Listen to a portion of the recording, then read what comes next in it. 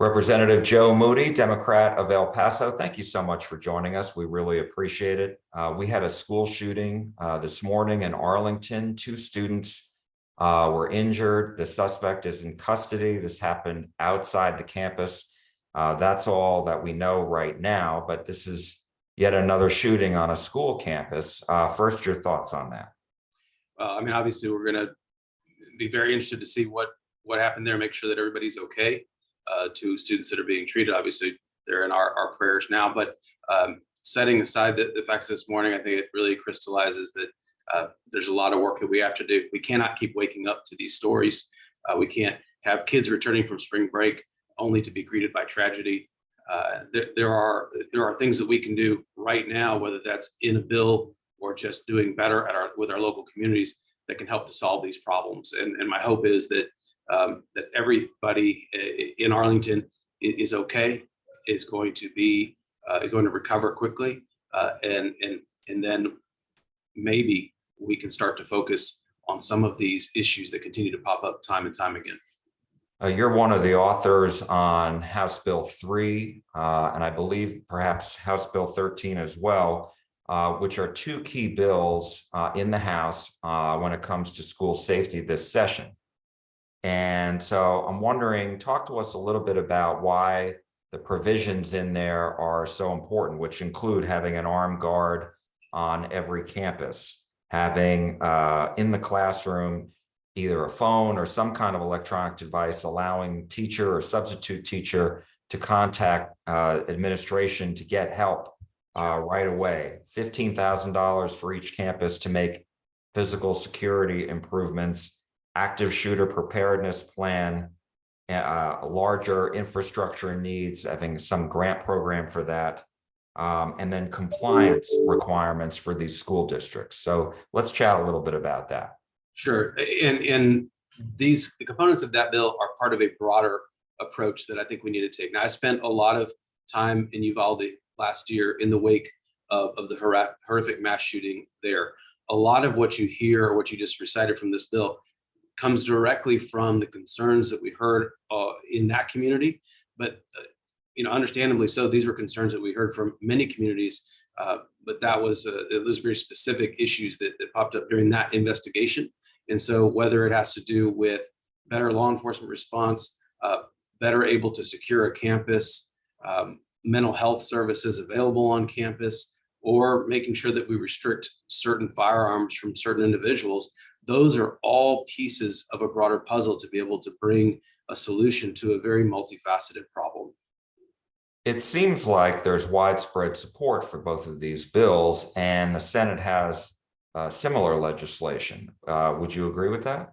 Yes, I think most of my colleagues are ready, willing, and able to get involved in that part of the conversation, and that's a good thing, because, like I said, it is a part of the broader solution to a multifaceted problem. When we came out of the investigation in Uvalde, the main thing we wanted to impress upon people was that there were multiple systemic failures, right? So these are parts of the solutions to those failures that we witnessed there, actually based on some of the things that we heard from across the state. They were occurring on campuses everywhere. And so these are pieces of the puzzle to helping to solve this problem, but they are not the only ones. And I'm not sure. I would imagine they may have had a school resource officer on the campus, but I'm not 100% sure of that. But I'm wondering, does an armed guard, in your opinion, having one on each campus help? It certainly can. And it certainly is something that we want to make sure campuses have the ability to do if they choose to do that. I've heard from districts and campuses out in El Paso, where I'm from, that certainly want that they want to be able to have that level of security. And so trying to be as responsive as possible to the different approaches that people wanted to take.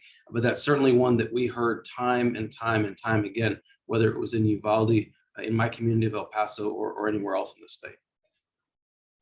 When these bills were proposed, we talked to a parent about this, and his comment was these are good, but his thought was that the one thing that was missing is gun safety. And I know a variety of Democratic lawmakers have proposed gun safety legislation.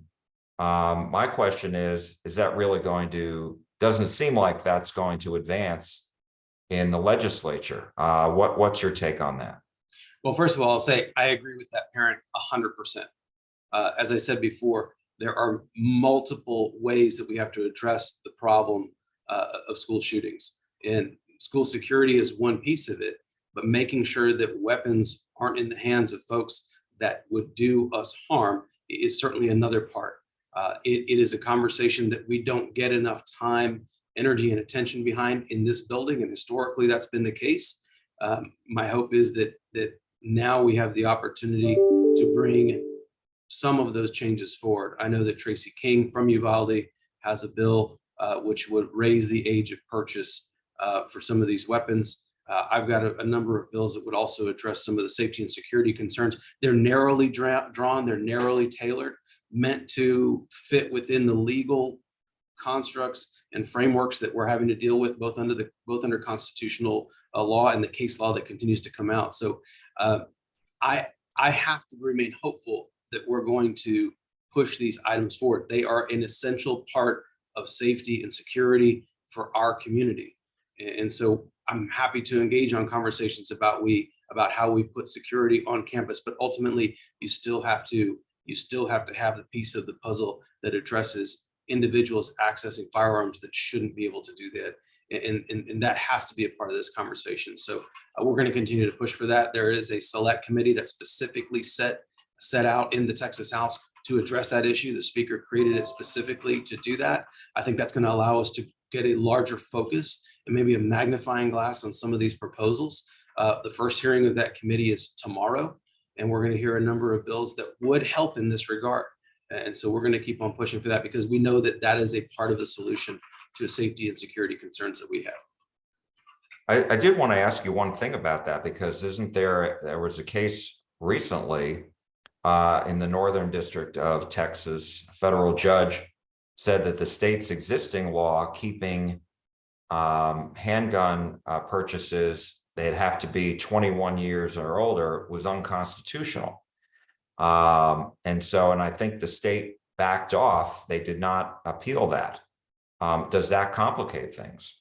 I certainly think it can complicate the conversation, but ultimately that is one federal district judge in one part of Texas. That is not something that is well settled case law, and also had to do with our license to carry legislation and not with assault weapons. So different conversation, I think, although those types of cases as they come out can muddy the waters in terms of the conversation that we are having legislatively. I don't think we're talking about apples to apples there. So in my conversations with my colleagues, tried to point out exactly what type of court is making that decision and what they're making that decision on. And so that's an important distinction to make. Two other questions, and I appreciate your time, and that was about some of the compliance requirements for the school districts under HB 3. Do you think that they will have teeth in making sure that the schools do comply? Ultimately, you have to strike a balance. There are realities in and around the classroom that I won't know because I'm not a teacher, I'm not an educator, I'm not on campus every day. We have to rely a lot on the expertise of those that are in our neighborhood schools. But you do have to have consequences if certain safety measures aren't in place. So you want to give people the opportunity to reflect the very hyper localized nature of how these rules work, but at the same time you do have to have accountability. Otherwise, why have the rules in place to begin with? And so it is a fine balance to strike, but I think that we'll get there by the end of the day. And my last question to you is, in the budget bills that were proposed in the House and the Senate, there was $600 million geared towards school safety. Do you think that's enough? And do you think that'll remain that way? Yeah, we'll have the budget on the floor of the Texas House in a couple of weeks. So we'll see how that conversation percolates when we get to that debate. It certainly, in my opinion, is a good start to addressing these concerns. But part of the really daunting task that was sat in front of us when we did our investigation in Uvalde is the number of campuses, the number of spaces that we're using for education in our state, the differing ages of them. Some have sophisticated technology now, some are, for lack of a better word, dilapidated. And so we have a lot to cover across the state. This is a very diverse state, and the way that our schools are set up in our neighborhoods is just as diverse. So I think it's a good start. And I think the conversation has to go forward to make sure that we're meeting the needs of all those neighborhood schools in whatever way, whatever way we can. Democratic State Representative Joe Moody of El Paso, thank you so much for your time and insight. We appreciate it. Thank you.